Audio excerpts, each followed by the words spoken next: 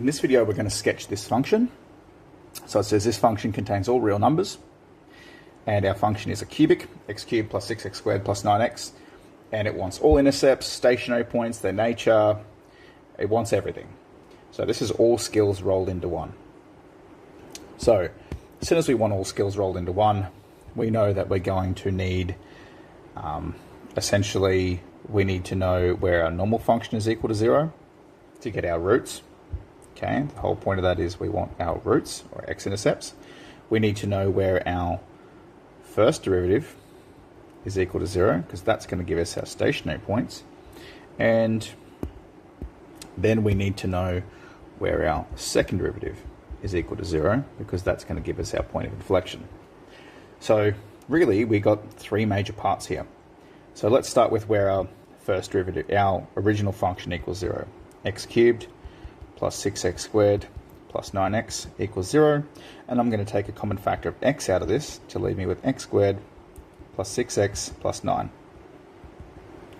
Now, this is a quadratic, and you should be very comfortable factorizing a quadratic, and you should be able to factorize this pretty quickly to get x plus 3, if I can actually write, x plus 3, x plus 3.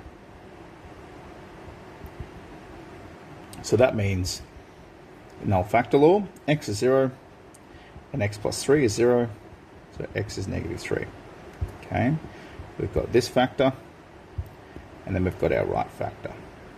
Okay, so that's where my roots are, at 0 and minus 3. So my x-intercepts are 0, 0, negative 3, and 0. So they're my roots. When my first derivative, my first function equals 0. My original function is equal to 0. Now we're going to bring this over. We're going to do it in yellow. That means I need my derivative. So my derivative is 3x squared plus 12x plus 9. Again, you've got a quadratic. We can factorize this. So my first derivative, multiply to give, add to give. What are some numbers that multiply to give 27 and add to give 12? 9 and 3. And I've got a 3 at the front, so I'm going to put one here, here, and here. So 3, x plus 3, x plus 1. Again, null factor law, x plus 3 equals 0, so x must be negative 3. X plus 1 equals 0, so x must be minus 1. So now I've got the locations of my stationary points, or my x values. If I want my y values, then I need to go, what is f of minus 3? Put that into my original equation, minus 3 cubed plus 6 times minus 3 squared plus 9 times minus 3. So f of minus 3 is equal to minus 27 plus 54, take 27, so f of minus 3 is equal to 0. So that means I've got a a location at minus 3 and 0. So it just turns out we've got a stationary point at the x-intercept. That's quite nice. Quickly scroll down a little bit. I also need to test f of minus 1. So minus 1 cubed plus 6 times minus 1 squared plus 9 times minus 1, which is minus 1 plus 6, take 9. So that means I'm going to be at minus 4. So I've got another location here at negative 1, negative 4. Okay, now one of these has a higher y value than the other. So I'm going to straight away assume that this is going to be a max, this is going to be a minimum. So that means that somewhere along the lines, I should go from, if we think about our concavity, a max should concave down and a minimum should concave up.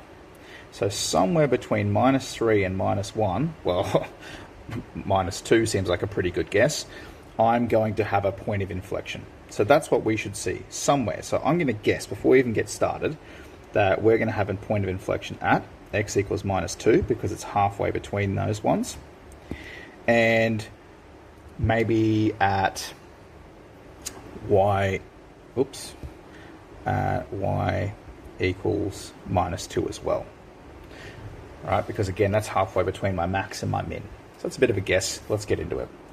So for me to do my second derivative, I need to take the first derivative, which we've already got that. We did it over here. So let's derive it again. Second derivative is equal to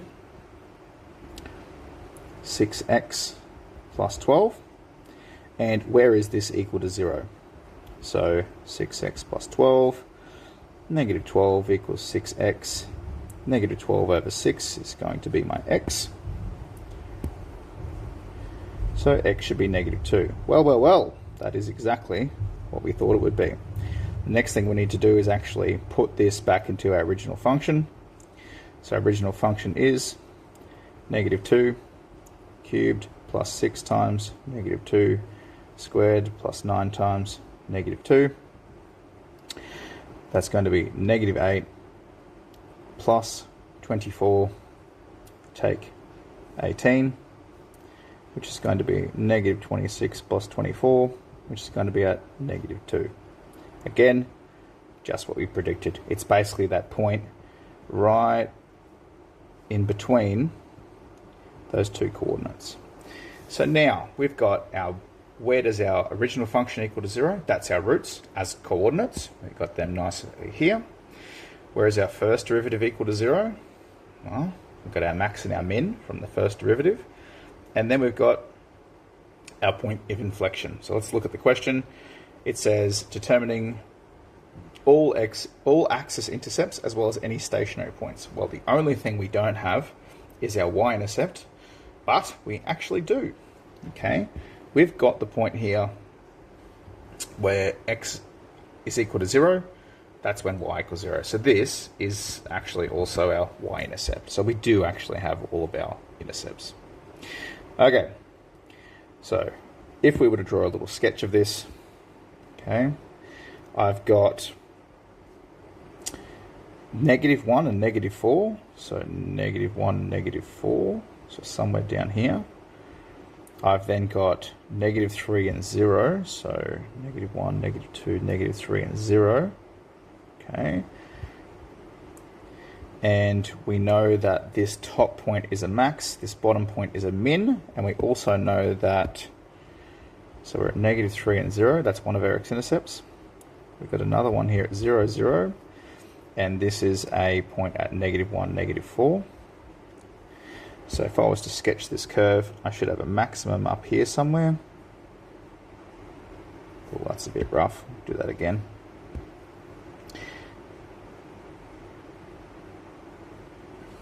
So then we've got this point here, our point of inflection at negative 2, negative 2. So we set up here, this is a max, this is a min, okay, and these are clearly our roots because they are on our x-axis. That's also the x-intercept and the y-intercept. Done. Beautiful sketch.